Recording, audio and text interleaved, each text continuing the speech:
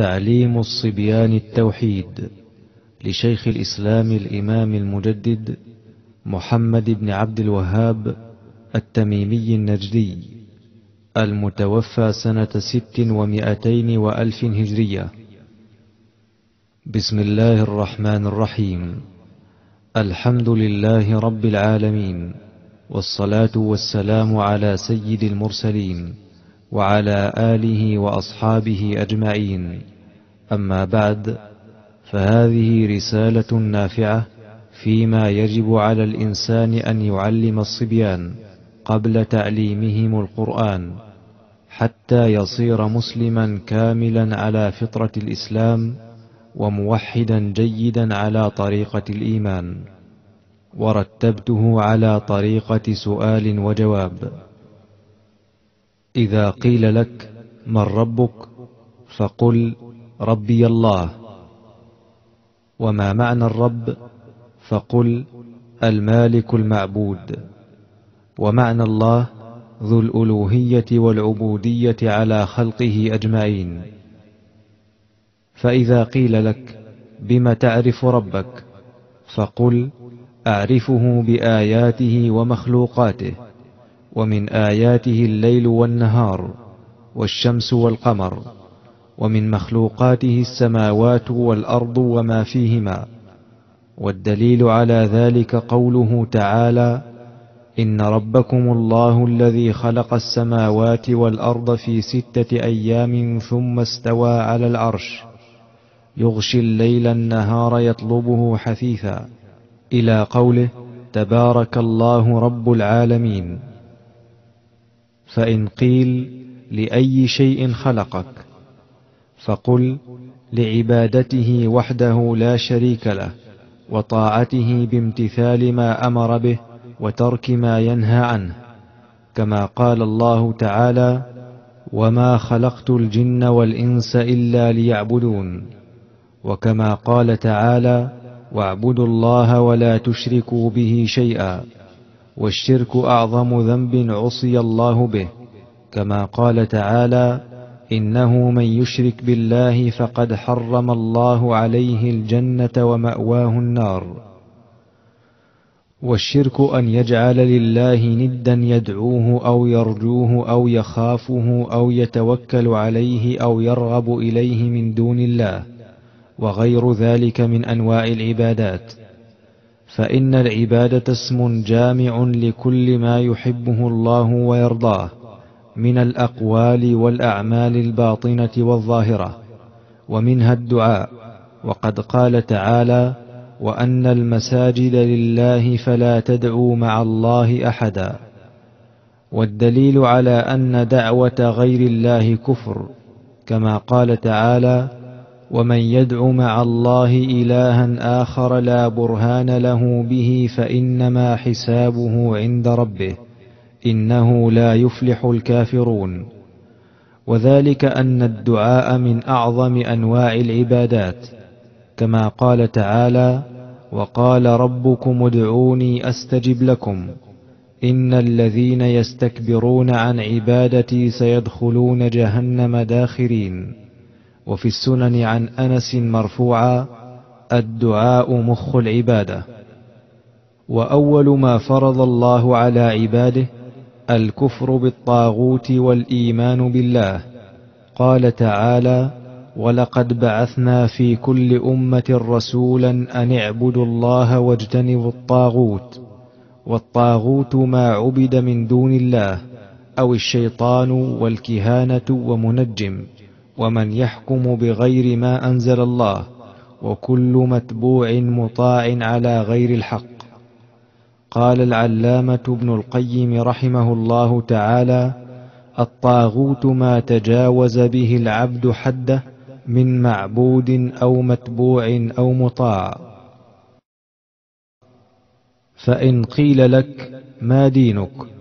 فقل: دين الإسلام. ومعنى الإسلام: الاستسلام لله بالتوحيد، والانقياد له بالطاعة، وموالاة المسلمين ومعاداة المشركين. قال تعالى: إن الدين عند الله الإسلام. وقال: ومن يبتغ غير الإسلام دينا فلن يقبل منه. وصح عن النبي صلى الله عليه وسلم أنه قال: الإسلام أن تشهد أن لا إله إلا الله وأن محمد رسول الله، وتقيم الصلاة، وتؤتي الزكاة، وتصوم رمضان، وتحج البيت إن استطعت إليه سبيلا. ومعنى لا إله إلا الله أي لا معبود حق إلا الله، كما قال تعالى: وإذ قال إبراهيم لأبيه وقومه إنني براء مما تعبدون إلا الذي فطرني فإنه سيهدين، وجعلها كلمة باقية في عقبه لعلهم يرجعون. والدليل على الصلاة والزكاة قوله تعالى: وما أمروا إلا ليعبدوا الله مخلصين له الدين حنفاء ويقيموا الصلاة ويؤتوا الزكاة وذلك دين القيمة. فبدأ في هذه الآية بالتوحيد والبراءة من الشرك، فأعظم ما أمر به التوحيد، وأكبر ما نهى عنه الشرك.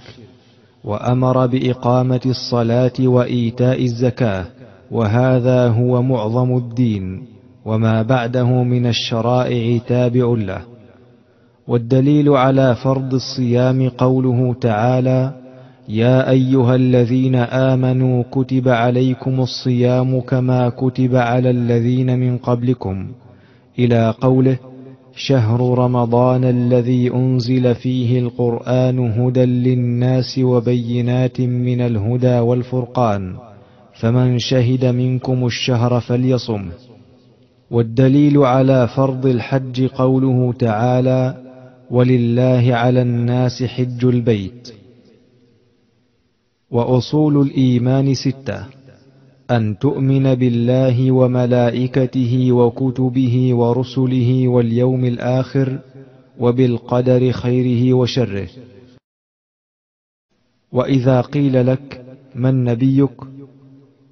فقل: نبينا محمد بن عبد الله بن عبد المطلب بن هاشم بن عبد مناف، اصطفاه الله تعالى من قريش، وهم صفوة ولد إسماعيل، وبعثه إلى الأحمر والأسود، وأنزل عليه الكتاب والحكمة، فدعا الناس إلى إخلاص العبادة لله، وترك ما كانوا يعبدون من دون الله من الأصنام والأحجار والأشجار والأنبياء والصالحين والملائكة وغيرهم.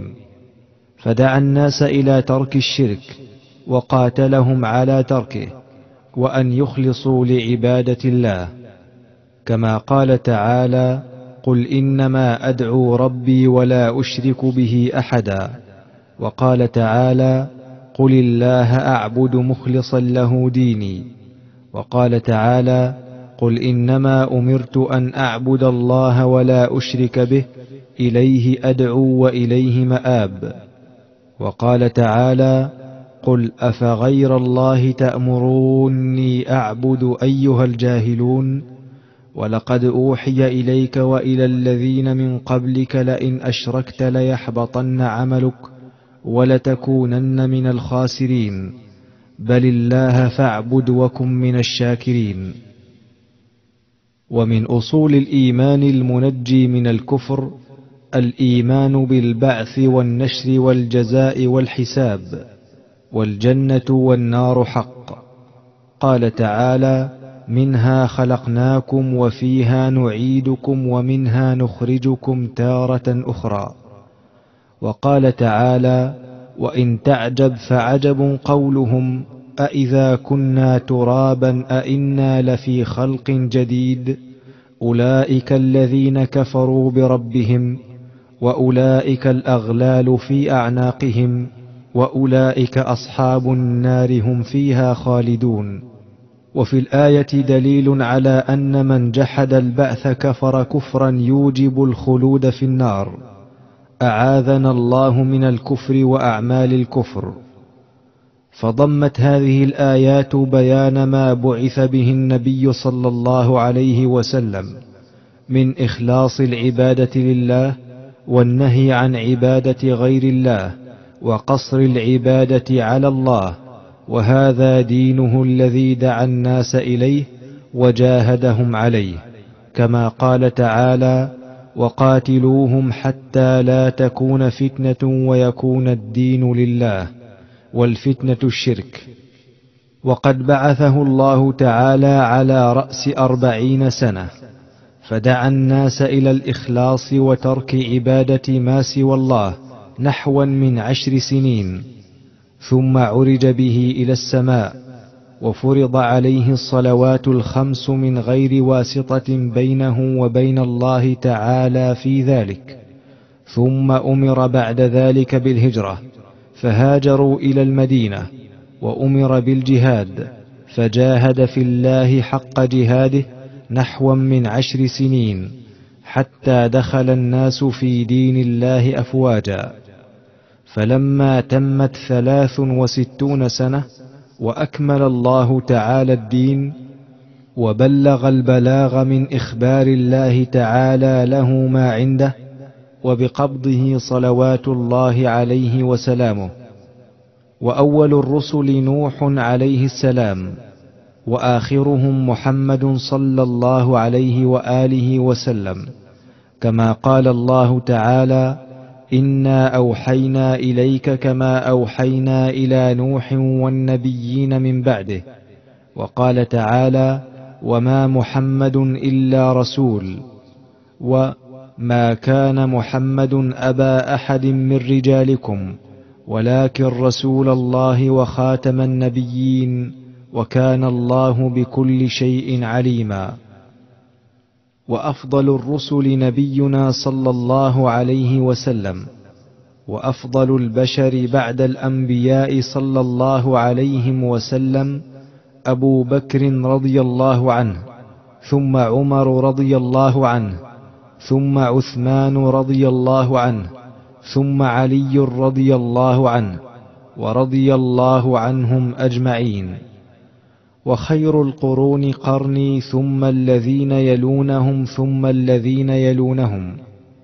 وعيسى صلى الله عليه وسلم ينزل من السماء ويقتل الدجال، والحمد لله رب العالمين.